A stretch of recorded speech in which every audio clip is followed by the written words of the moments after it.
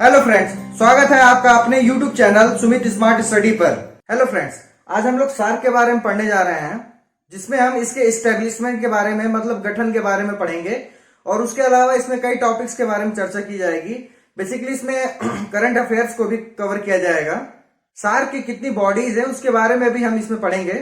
फिर जो समिट्स हुए हैं, जो पहली समिट्स हुई थी और दूसरी हुई थी, फिर जो आखिरी समिट हुई और उसके बाद क्यों ये समिट्स नहीं हुई, उसके बारे में भी हम इस वीडियो में पढ़ेंगे। और जो सबसे मेन है उसमें कंट्रीज के बारे में, ठीक है, इसमें जो 8 कंट्रीज हैं उसके बारे में हम पढ़ेंगे कि इसके कैपिटल्स क्या क्या हैं, फिर यहाँ पे कौन कौन सी करेंसीज चलती हैं, फिर उनके ऑफिशियल लैंग्वेजेस कौन कौन से हैं। तो ये मेन चीजें मैं आज कवर करूंगा। तो इन सारी चीजों के बारे में अगर आपको अच्छे से नॉलेज रखनी है तो इस वीडियो में आखिरी तक जरूर बने रहें। और अगर आप इस चैनल पे नए हैं तो प्लीज चैनल को सब्सक्राइब जरूर कर लें, और अगर वीडियो अच्छा लगे तो प्लीज वीडियो को लाइक जरूर करें और शेयर जरूर कर दें, ठीक है। तो चलिए आइए वीडियो को शुरू करते हैं। तो सबसे पहले हम ये जानते हैं कि सार्क का जो फुल फॉर्म है वो क्या है, ठीक है।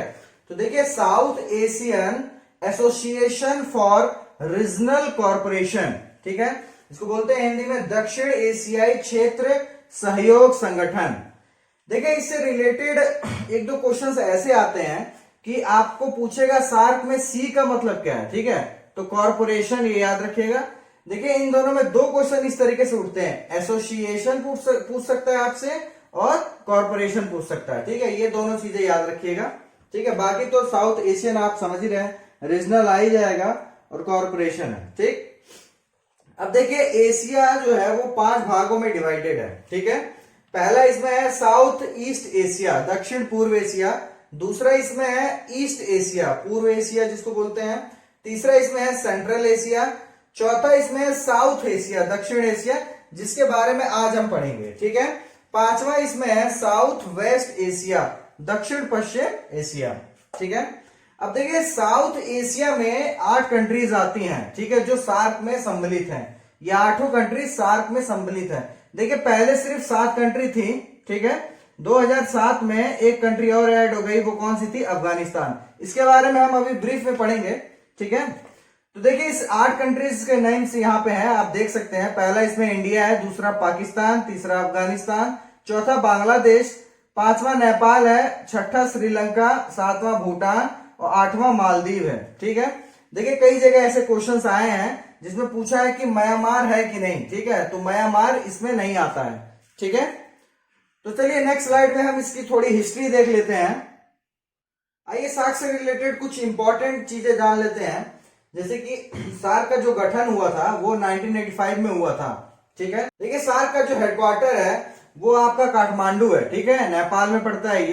ये 16 जनवरी 1987 में बन के तैयार हुआ था, ठीक है। 1987 में ये बन के तैयार हुआ था, ठीक है। देखिए, सार्क का जो 8वां मेंबर है, ठीक है, 7 मेंबर तो पहले थे, ठीक है। जो एक 8वां मेंबर इसमें जुड़ा था वो अफगानिस्तान था, जो 2007 में जुड़ा था, ठीक है। तब देखिए 14th एनुअल समिट था जो इंडिया में हुआ था, उस समय अफगानिस्तान जो है इस सार्क में जुड़ा था, ठीक है। देखिए, सार्क समिट जो है वो एनुअली होती है, ठीक है, साल में एक बार होती है, ठीक है, जिसमें हेड्स ऑफ द स्टेट आते हैं, ठीक है। अब देखिए, इसमें ट्वाइस इन अ ईयर ये क्या होता है, ये देखिए फॉरेन सेक्रेटरीज जो है इनके, उनकी मीटिंग्स होती हैं साल में 2 बार, ठीक है। अब देखिए, इसमें 2 इंपॉर्टेंट क्वेश्चन है। ये विश्व की लगभग 22% जनसंख्या निवास करती है, कहां पे निवास करती है? सार्क जो कंट्रीज हैं, जो 8 कंट्रीज हैं, वहां पे निवास करती हैं, ठीक है। अब इसी में विश्व के कुल क्षेत्रफल का 3%, ये जो 8 कंट्रीज हैं वो कुल मिलाकर इनका जो एरिया है वो पूरे विश्व का 3% है, ठीक है। आइए इसमें एनुअल समिट देख लेते हैं। देखिए, जो पहला एनुअल समिट था वो ढाका में हुआ था, ठीक है। ये क्वेश्चंस आते हैं, ठीक है, ढाका बांग्लादेश में, ठीक है, 7-8 दिसंबर 1985 में, ठीक है। सेकंड जो इसका समिट हुआ था वो बेंगलोर में हुआ था, इंडिया में, 17 से 18 नवंबर 1986 के बीच में, ठीक है। ये पूछता है, ठीक है, ये क्वेश्चन कई बार आ चुका है, इसको आप ध्यान से पढ़ लीजिएगा। देखिए, जो 18वां समिट हमारा हुआ था वो काठमांडू में हुआ था, नेपाल में, ठीक है, 26 से 27 नवंबर के बीच में 2014 में, ठीक। इसके बाद देखिए, 19वां जो एनुअल समिट होना था वो इस्लामाबाद पाकिस्तान में होना था, 15 से 16 नवंबर 2016 को, पर ये हुआ नहीं। ठीक है, ये कैंसिल हो गया। क्यों कैंसिल हो गया? देखिए 2016 में ही उरी अटैक हुआ था। ठीक है, उरी टेरर अटैक हुआ था इंडिया में, तो इंडिया ने इसका बायकॉट कर दिया था। उसके बाद जितनी भी कंट्रीज थे उन्होंने मना कर दिया था जाने से। ठीक है, नेपाल को छोड़ के। ठीक है, नेपाल उस समय जाने के लिए तैयार था। नेपाल ने कोई भी ऐसा स्टेटमेंट नहीं दिया था कि हम नहीं जाएंगे। ठीक है, मतलब हम इसका बहिष्कार नहीं करते हैं। नेपाल जाने के लिए तैयार था। वो इसलिए था क्योंकि उस समय इनके जो सेक्रेटरी थे वो नेपाल के ही थे। सार्क का जो सेक्रेटरी था उस समय नेपाल का ही था, और नेपाल का आप जान ही रहे हिसाब किताब। देखिए इसके बाद से 2014 के बाद से कोई भी समिट नहीं हो पाई है अभी तक। ठीक है, अभी देखिए 2020 में एक मीटिंग हुई थी। ठीक है, वीडियो कॉन्फ्रेंसिंग के थ्रू। ठीक है, वर्चुअल मीटिंग थी ये, 15 मार्च 2020 को ये हुआ था। ठीक है, ये जो मीटिंग थी ये पूरा कोविड-19 पे आधारित थी। ठीक है, इसका विषय था स्वास्थ्य गृह के लिए समय पर कार्रवाई। ठीक है, देखिए इसमें एक कोविड फंड बनाया गया था, जिसमें यह था कि आप अपने स्वेच्छा के अनुसार पैसा डोनेट कर सकते हैं। ठीक है, तो भारत की तरफ से इसमें 10 मिलियन यूएस डॉलर डोनेट किया गया था। ठीक है, ये क्वेश्चंस आने की उम्मीद है, ये क्वेश्चंस पूछे जा सकते हैं। ठीक है, देखिए इस समय जो secretary general of the SAARC है वो श्रीलंका के डिप्लोमेट हैं। ठीक है, इनका नाम है इसाला रुवान वीराकोन। इनका अपॉइंटमेंट 3 साल के लिए हुआ है। देखिए ये 1 मार्च 2020 को इस पद पे आसीन हुए। देखिए ये 14th सेक्रेटरी जनरल है। ठीक है, देखिए अब ये क्वेश्चन आता है कि पहला सेक्रेटरी जनरल कौन था, तो ये थे अबुल अशान। ठीक है, ये बांग्लादेश के थे। 1985 से 1989 तक ये सेक्रेटरी जनरल थे सार्क के। आइए सार्क की स्पेशलाइज्ड बॉडीज के बारे में देख लेते हैं। देखिए इसमें मेन जो है वो 4 बॉडीज हैं इसकी। ठीक है, पहला इसमें है सार्क डेवलपमेंट फंड। ठीक है, एसडीएफ जिसको बोला जाता है। दूसरा इसमें है साउथ एशियन यूनिवर्सिटी, एसएयू। ठीक, तीसरा इसमें है सार्क आर्बिट्रेशन काउंसिल। ठीक है, चौथा इसमें है South Asian regional standards organization. देखिए इनसे रिलेटेड जो क्वेश्चंस आते हैं वो ये है कि इनका फुल फॉर्म पूछ सकता है आपसे, और या तो फिर 3-4 ऑप्शंस दे देगा, बोलेगा कि इसमें सार्क की कौन सी बॉडीज है। ठीक है, तो ये 3-4 बॉडीज हैं, आप इसको अच्छे से पढ़ लीजिए। ठीक है, अब देखिए इसमें एक नाम आता है साफ्टा। देखिए इसका फुल फॉर्म है South Asian free trade agreement. ये देखिए सार्क देशों के बीच में होने वाला था। ठीक है, लेकिन ये हो नहीं पाया। 2006 में ये आया था, 2006 में इसको लाया गया था और इसके बारे में चर्चा हुई थी, लेकिन ये एग्रीमेंट साइन नहीं हो पाया। ठीक है, अगर ये साइन हो जाता तो इन 8 देशों के बीच में जो ट्रेड होता वो फ्री होता। ठीक है, उस पर कोई भी टैक्स नहीं लगता, पर ये लागू नहीं हो पाया क्योंकि 2-3 देश ऐसे थे जिनको इसमें इंटरेस्ट नहीं था। ठीक है, आइए इन 8 कंट्रीज के राजधानी मतलब जो कैपिटल्स हैं और इनकी करेंसी क्या है, ऑफिशियल लैंग्वेजेस क्या है, और एरिया मतलब क्षेत्रफल क्या क्या है। ठीक है, उसके बारे में जान लेते हैं। तो पहले इसमें हम भारत इंडिया के बारे में बात करते हैं। तो देखिए इंडिया की जो एरिया है, पूरा जो क्षेत्रफल है वो 32,37,263 किलोमीटर स्क्वायर है। ठीक है, वर्ग किलोमीटर जिसको बोलते हैं। ठीक है, देखिए भारत जो है वो 7th लार्जेस्ट कंट्री है। ठीक है, क्षेत्रफल के हिसाब से भारत जो है 7वां लार्जेस्ट कंट्री है। Second most populated country. ठीक है, दूसरी सबसे ज्यादा जनसंख्या वाला देश है। ठीक है, पहला चाइना है, आपको मालूम ही है। ठीक है, देखिए भारत का जो कैपिटल है वो न्यू दिल्ली है। भारत में जो करेंसी चलती है वो इंडियन रुपीस चलती है, जिसका साइन अब ये है। ठीक है, ऑफिशियल लैंग्वेजेस जो है वो हिंदी और इंग्लिश है। ठीक है, इसको याद रखिएगा। दूसरा पे हम आते हैं पाकिस्तान। पाकिस्तान का जो एरिया है, क्षेत्रफल जो है वो 7,96,095 मतलब 7,96,095 किलोमीटर स्क्वायर है। ठीक है, 5th मोस्ट पॉपुलेटेड कंट्री। ठीक है, 5वीं ऐसी कंट्री है जो सबसे ज्यादा जनसंख्या है। Second largest Muslim population. ठीक है, दूसरी सबसे ज्यादा यहाँ पे मुस्लिम पॉपुलेशन है।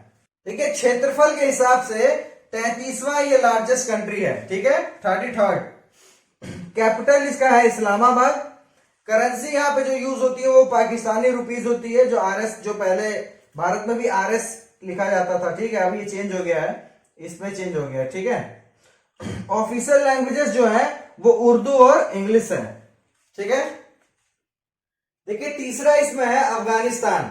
देखिए इसका जो क्षेत्रफल है, एरिया है, वो 6,52,000 किलोमीटर स्क्वायर है। ठीक है, देखिए ये माउंटेनुअस लैंडलॉक कंट्री है। ठीक है, मतलब ये चारों तरफ से जमीन से घिरा हुआ है। ठीक है, मतलब ये कोई भी इसकी सीमा जो है वो समुद्र से नहीं टच है। ठीक है, अब देखिए लैंडलॉक कंट्री है तो इसके अगल बगल जितने भी देश हैं उनका नाम यहाँ पे मैंने लिखा है। देखिए इसके बगल में ईरान है, तुर्कमेनिस्तान है, उज्बेकिस्तान है, तजाकिस्तान है, चाइना है और इंडिया है। ठीक है, देखिए अफगानिस्तान का जो कैपिटल है वो काबुल है। इसकी जो यहाँ करेंसी यूज होती है अफगानी यूज होती है, AFN।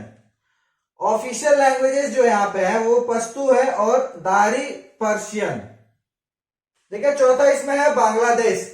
इसका जो एरिया है वो 1,47,570 किलोमीटर स्क्वायर है। ठीक है, देखिए लिखा है 8th मोस्ट पॉपुलेटेड कंट्री। ठीक है, जनसंख्या के मामले में ये 8वें नंबर पे आती है। ठीक है, कैपिटल जो है इसका ढाका है।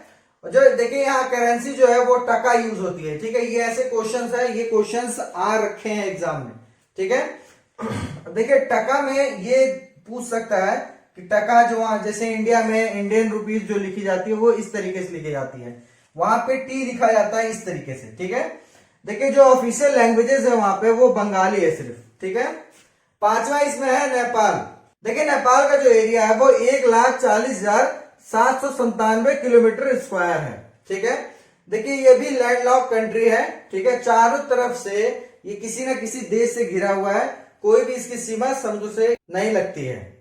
बांग्लादेश से सिलीगुड़ी कॉरिडोर अलग करता है। देखिए नेपाल को बांग्लादेश से ये जो सिलीगुड़ी कॉरिडोर है ये अलग करता है। ठीक है, देखिए यहाँ पे लिखा है भूटान से सिक्किम अलग करता है। नेपाल को भूटान से अलग करता है कौन? सिक्किम। सिक्किम जो भारत का एक राज्य है वो नेपाल को भूटान से अलग करता है। ठीक है, अब देखिए यहाँ पे इसकी कैपिटल देख लेते हैं, ये काठमांडू है।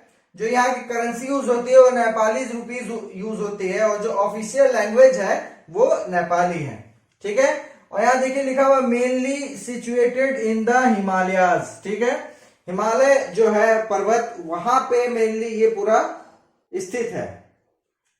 छठा हमारा है श्रीलंका। देखिए इसका जो एरिया है वो 65,610 किलोमीटर स्क्वायर है। ठीक है, आइसलैंड कंट्री है ये। ठीक है, हिंद महासागर के उत्तरी भाग में स्थित एक द्वीपीय देश है। ठीक है, चारों तरफ से समुद्र से घिरा हुआ। ठीक, देखिए भारत और श्रीलंका को दो चीजें अलग करती हैं, गल्फ ऑफ मन्नार जिसको हम मन्नार की खाड़ी बोलते हैं और दूसरा है पाक स्ट्रेट मतलब पाक जल डमरू। ठीक है, देखिए श्रीलंका का जो कैपिटल है वो श्री जयवर्धनेपुरा कोट्टा है। ठीक है, लेकिन इसकी पूर्व राजधानी थी कोलंबो जो सबसे बड़ी सिटी है वहां पे। ठीक है, देखिए करेंसी वहां पे यूज होती है श्रीलंकन रुपी और जो ऑफिशियल लैंग्वेज है वो सिन्हाला और तमिल है। ठीक है, सातवां हमारा है भूटान। देखिए भूटान का जो एरिया है वो 38,394 किलोमीटर स्क्वायर है। ठीक है, लैंडलॉक कंट्री है इन द ईस्टर्न हिमालय। ठीक है, ईस्ट में जो हिमालय पड़ता है वहां पे ये स्थित है। अब देखिए क्षेत्रफल की दृष्टि से 133वां रैंक इसका आता है। ठीक है, देशों में, और पॉपुलेशन की दृष्टि से 160वां इसका रैंक आता है। ठीक है, देखिए भूटान का जो कैपिटल है वो थिम्पू है और यहाँ पे जो करेंसी यूज होती है वो नुगलट्रम भारतीय रुपया और यहाँ की जो ऑफिशियल लैंग्वेज है वो जोड़खा है। ठीक है, आठवें पे आते हैं जो मालदीव है। इसका जो एरिया है 300 किलोमीटर स्क्वायर है। ठीक है, यहाँ पर 1,192 टापू है जिसमें से सिर्फ 200 पर बस्ती है, मतलब जहां पे लोग रहते हैं 200 पे। ठीक है, एशिया का सबसे छोटा देश है। ठीक है, किसके आधार पर? जनसंख्या और क्षेत्रफल के आधार पर। ठीक है, यहाँ की जो कैपिटल है वो माले है, जो करेंसी है वो मालदीवियन रुपया है और ऑफिशियल लैंग्वेज यहाँ पे धिवाही है।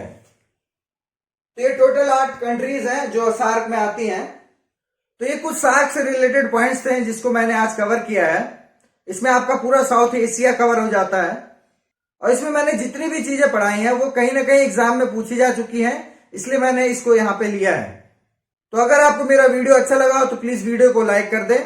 चैनल को अभी तक सब्सक्राइब नहीं किया तो प्लीज चैनल को सब्सक्राइब कर लें और बेल आइकन को जरूर दबा दें। Thank you.